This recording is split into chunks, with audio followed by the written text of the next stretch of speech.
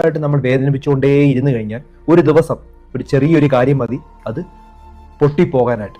അതുകൊണ്ട് വളരെ പ്രധാനമായിട്ട് എനിക്ക് പറയണമെന്ന് തോന്നിയ ഒരു കാര്യമാണിത്. അപ്പൊ ഇത് ഓർത്തിരിക്കുക, ആരായാലും ഒരുപാട് തവണ നമ്മളെ വേദനിപ്പിച്ചു കഴിഞ്ഞാൽ നമ്മൾ വിടാനും പഠിക്കണം. നമ്മൾ ഒത്തിരി വട്ടം വേദനിപ്പിച്ചുകൊണ്ടിരിക്കുകയാണെങ്കിൽ നമ്മൾ അങ്ങ് വിട്ടുകൊടുക്കുക.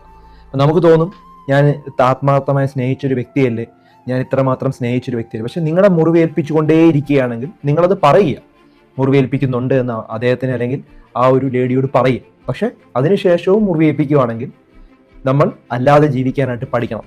ഇനി നിങ്ങൾ അപ്പുറത്തെ സൈഡിലാണെന്ന് കരുതിയോ, നിങ്ങൾ മനസ്സിലാക്കുക, നിങ്ങൾ ഇങ്ങനെ മുറിവേൽപ്പിച്ചുകൊണ്ടേ ഇരുന്ന് കഴിഞ്ഞാൽ അവർ ഒറ്റയ്ക്ക് ജീവിക്കാനായിട്ട് അവർ ശ്രമിച്ചിരിക്കും, അവർ നിങ്ങളിൽ നിന്ന് മാറിപ്പോവും.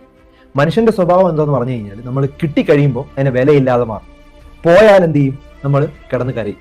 ഇതാണ് കോമൺ ആയിട്ടുള്ളൊരു കാര്യം.